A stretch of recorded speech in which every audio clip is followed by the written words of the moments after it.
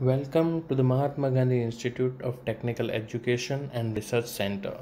In 2004, a national level institute MGTA has been started in the field of engineering and technology as per guidelines of All India Council for Technical Education AICTE New Delhi.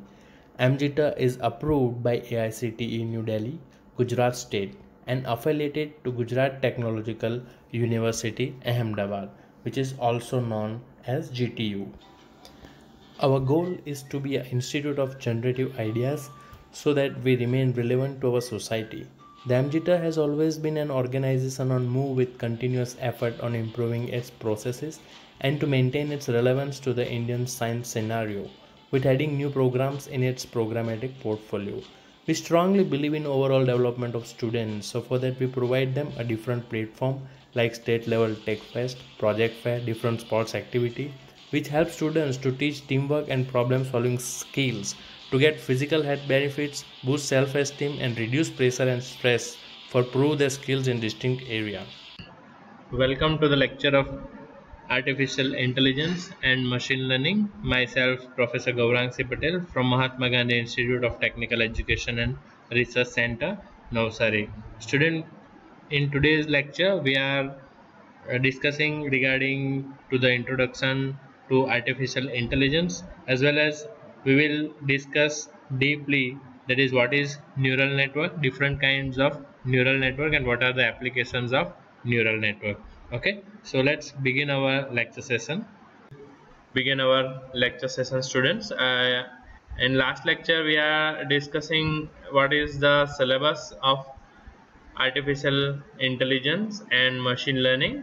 Now we will see one by one topic regarding the syllabus, okay, as well as we will cover all the things that can be asked in the examination as well. Okay, so today's first of all we will start with the introduction to artificial intelligence system. In previous lecture also we will discuss something, what is the learning, what is AI actually. Okay, but as we just revise the things before starting the chapter, that is introduction of artificial intelligence system. So as per our discussion, ये lecture के बाद आपने थोड़ा सा search किया होगा कि भाई आर्टिफिशियल इंटेलिजेंस क्या है right now, what is the importance of artificial intelligence nowadays. Okay, so हम अभी जो भी चीज़ें यूज़ कर रहे हैं, okay, that at somewhere there is an application of artificial intelligence is always there. Okay, right now we are using a smartphone. The smartphone, it is one of the best example of artificial intelligence. How the artificial intelligence is work, that we can say that हम जो भी चीज़ें, अगर आप for example कोई आप social website देख लीजिए, कोई शॉपिंग वेबसाइट देख लीजिए, आप अमेजोन, फ्लिपकार्ट और एक्सेट्रा. ओके, तो जो चीज़ें आप बार बार आपके फ़ोन पे जाके सर्च करेंगे, देखेंगे, गूगल करेंगे, तो वो चीज़ें आपके लिस्ट में पहले आ जाएगी. ओके, उसके रिलेटेड जो एडवर्टाइजमेंट है वो भी आपके पास पहले आएगा कि भाई हमें एक्चुअली इंटरेस्ट क्या है. If someone interested in books, तो फिर बुक्स की एडवर्टाइजमेंट आएगी. If someone interested for food, तो फूड की कुछ एडवर्टाइजमेंट आएगी. If someone interested in technologies, so according to our interest, our smartphone is going to be detected that actually what is the interest of us, and according to that it will give us an advertisement, and according to that we will search the things. So that is nothing but the artificial intelligence itself, कि वो एक बार data store कर लेता है कि भाई हमारे interest किस में है. ओके, और according to that it will gives or take you to the websites related our searches. Okay, so in day-to-day life as well we are using to artificial intelligence nowadays. So in theoretically we will see how the artificial intelligence evolves. Okay, so first of all, artificial intelligence is an area of computer science concerned with designing intelligent computer system, that is system that exhibit the characteristic we associate with intelligence in human behavior.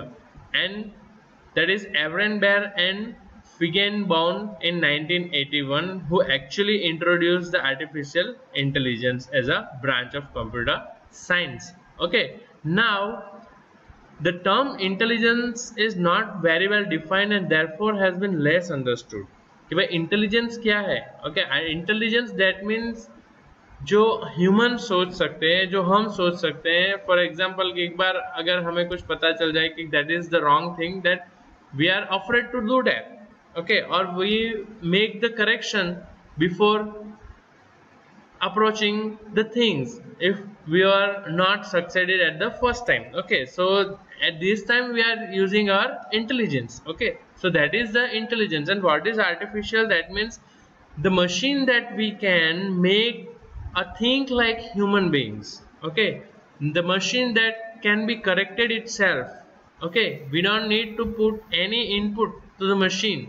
That is artificial intelligence. Okay, so AI in its quest to comprehend, model and implement theories intelligence, in other words, in its quest to design intelligent system has not just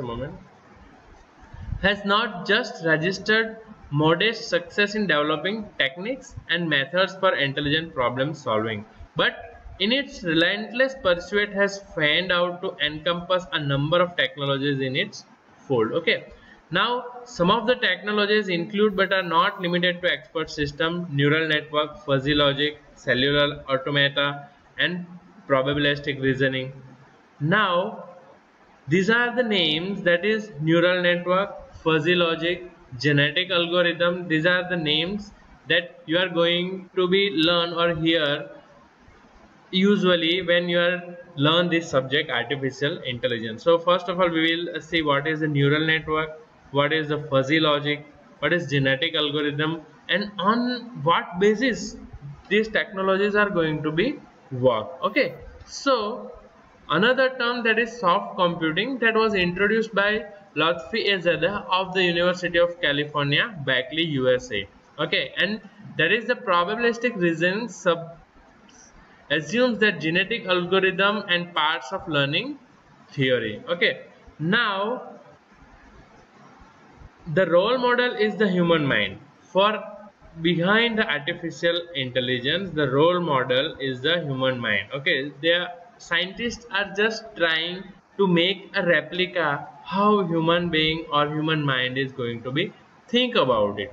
Okay, so they are trying day by day to make some new involvement or evolvement of our human mind thinking. Okay, so how human mind can think and how this process of thoughts can be implemented in the machines as well. Okay, हमारा जो mind है वो भी it is a kind of a very complicated circuit and it's a working with the small electrical signals. Okay, for example, and main sensor of our mind, that is our eye.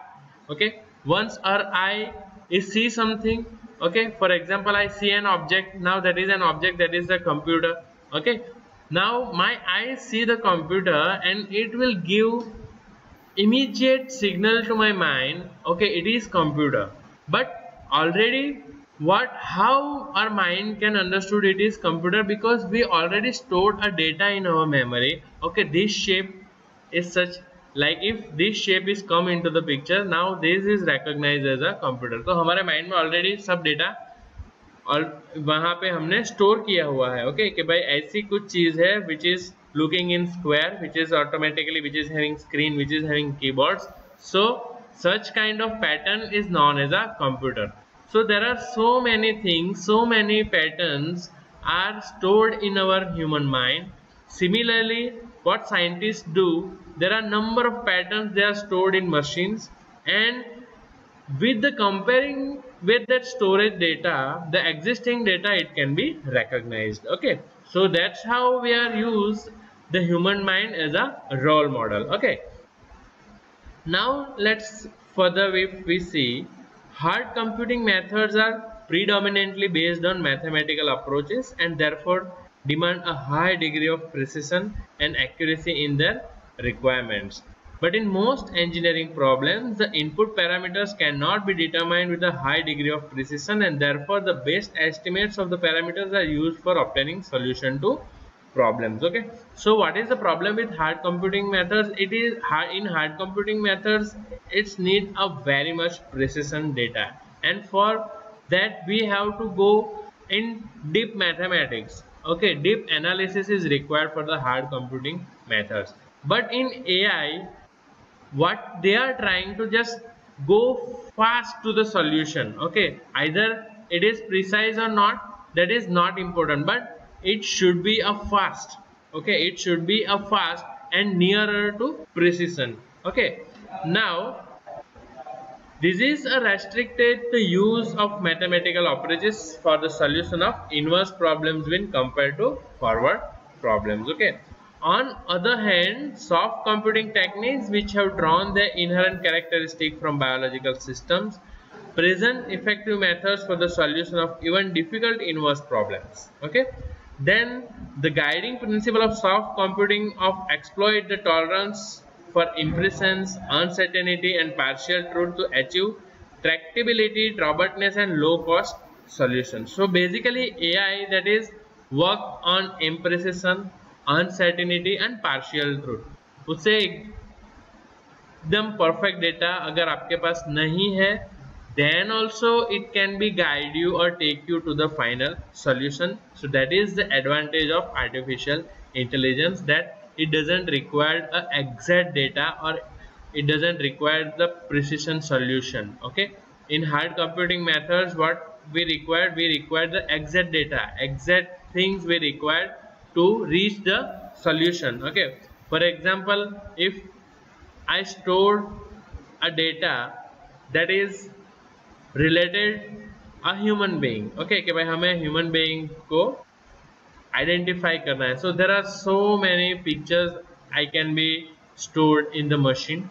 Okay, then I will compare the pictures of human with those data, and then we can identify, yes, okay, this is the human beings. Okay, so we don't need the exact data to identify the body of human beings. Okay, because I can compare randomly which have the memory I already stored in myself. Okay, or in my machine. Okay, now another thing, that is here we are focused on three technologies, namely neural network, that what we discussed, neural network, then fuzzy logic, okay, and the third one, that is genetic algorithm. So as I told you in our lecture or in our this theoretical session, most probably we are dealing with the neural networks, the name that you will be heard frequently in this lecture session.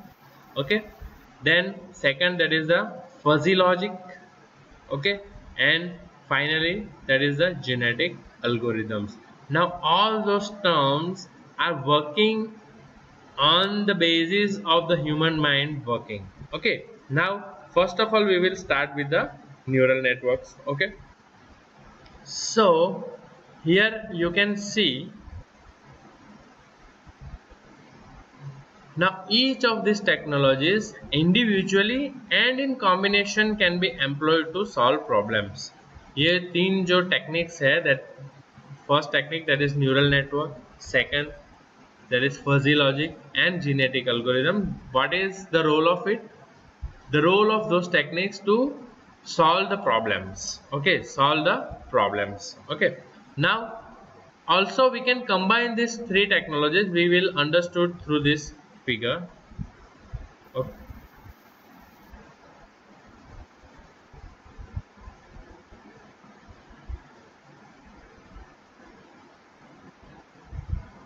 Okay, now this is the figure that you can see on your screen. Okay, these are the three technologies combined over here. Okay, these technologies, that is, suppose it is the circle of neural network, this is the circle of fuzzy logic, and this area we considered as a genetic algorithm. Okay, now you can combine any three techniques to solve the problem. For example, if you combine the neural networks and genetic algorithm, that you can suggest that this problem you can be solved with the neurogenetic algorithm. Okay, and the combination of these two can be, you can name, that is NeuroGA. Similarly, if you combine neural network with the fuzzy logic, that it can be named as a NeuroFuzzy. And if you combine the fuzzy logic and genetic algorithm, that it can be says the GA fuzzy. So either you can use individually or either you can be used combinedly these techniques to solve the problems. Okay, so this is the figure.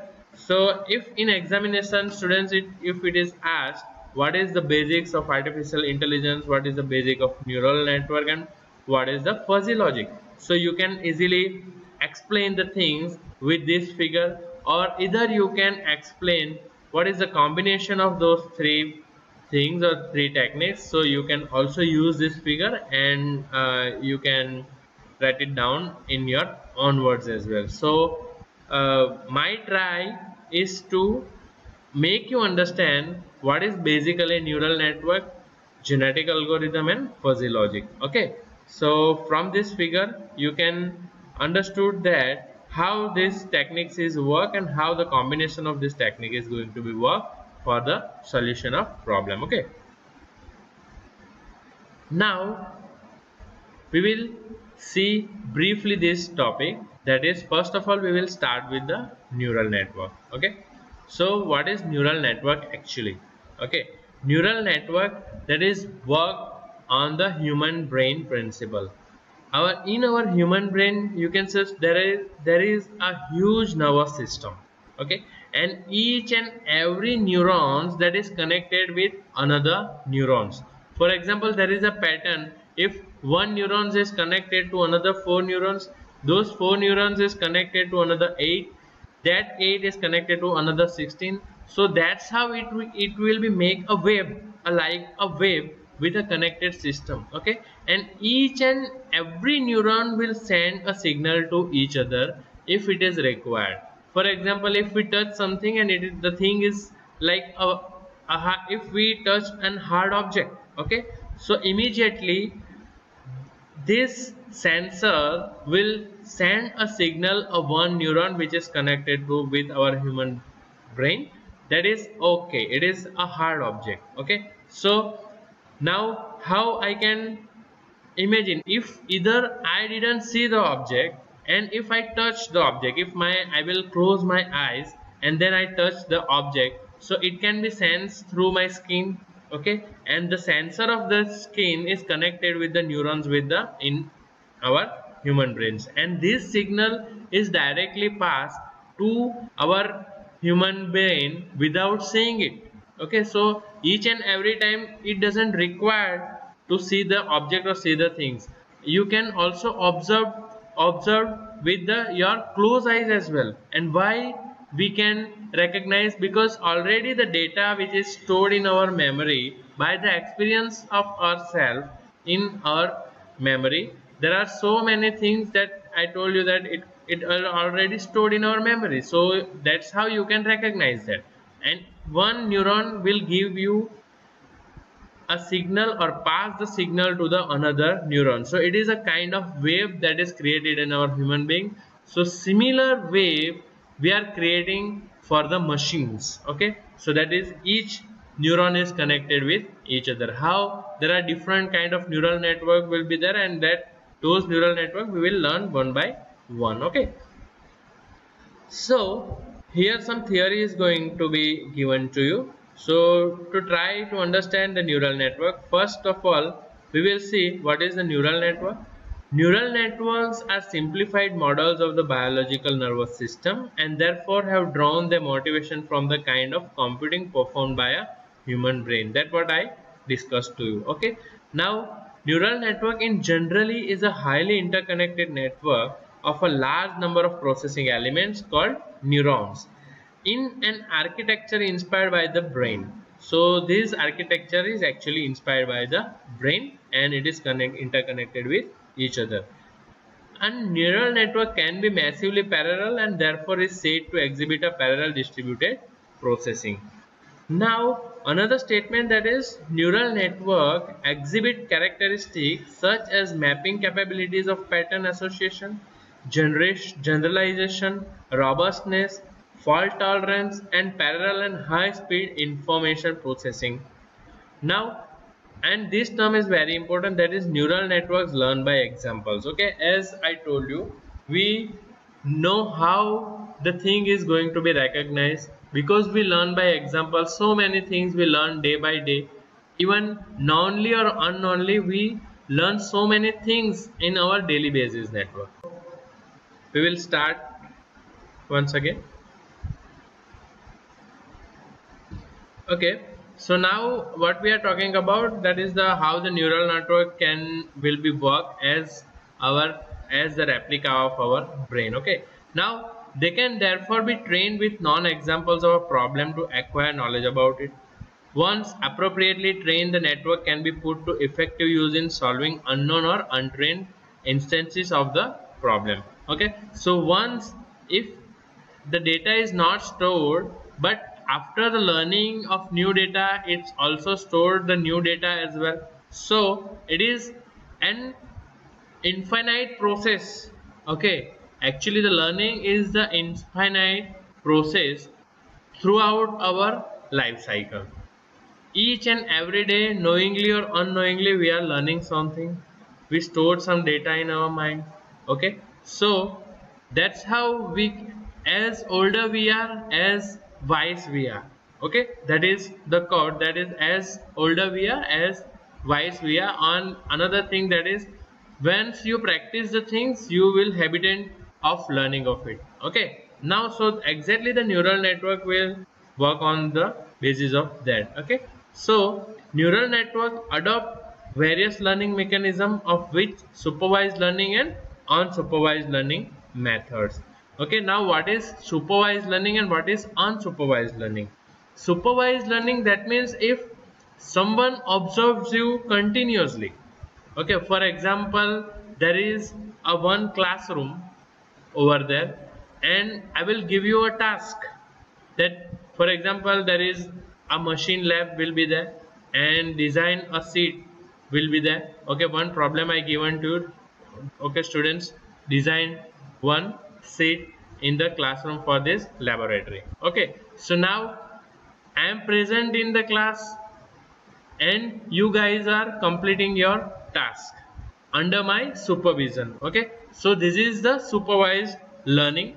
And another thing, for example, once I give you the task and I will not remain present in the class, so that is, even though you are going to completed your task, because you already know what should be do, or I already taught to you what should be do in your laboratory. Okay, so that is the unsupervised learning. So both are working in different way, supervised learning and unsupervised learning. Okay, so same example given over here.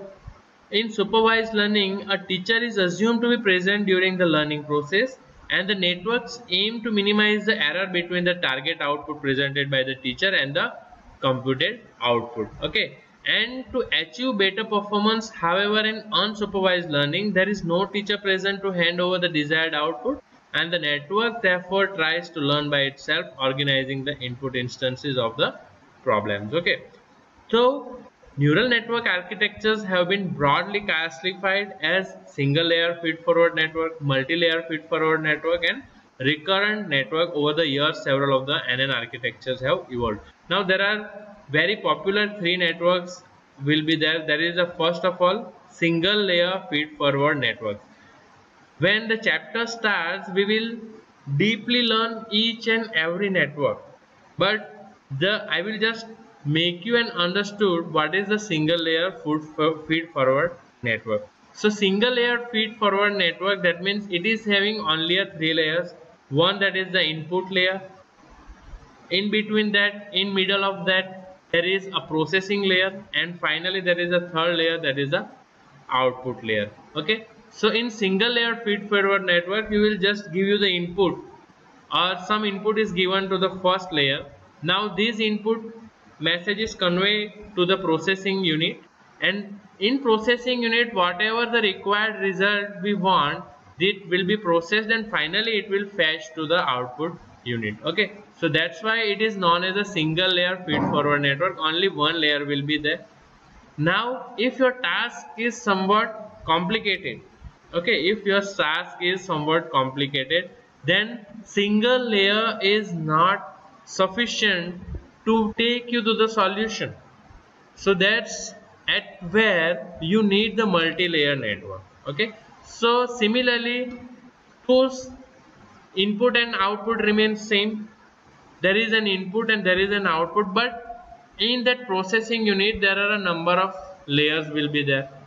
Either it is 1, 2 or 3, as per as your problem, as big as your problem, as big as your network you require. Okay, so in multi-layer there are a number of processing layers will be there, and then similarly you will give the data to the input, then this input data is fetched to the internal processing units. In internal processing there are a number of layers with comparison of single layer. In multi-layer there are a number of layers, and that number of layers will work on it, and that will give you the output. Okay, and finally there is an output. Now that is the thing about multi-layer feed-forward network. And finally the recurrent networks. Okay, recurrent networks, it is having the property having the feedback as well. Okay, similarly either it is a single layer or either it is a multi-layer network, but from your processing unit it will take the feedback. It will take the feedback, and this feedback it will provide to the input side as well. So if any correction we required at the output side, or if we don't have the desired output, then this recurrent or feedback signal will give to the input and make sure that your output can be reached within certain limits. Okay, so difference between these three layers, that is single layer having a single processing unit in between input and output, multi-layer that it is having a multiplayer layer for the processing unit, and recurrent networks that is having the feedback that can be sensed and given to the input side. Okay, so these are the main differences.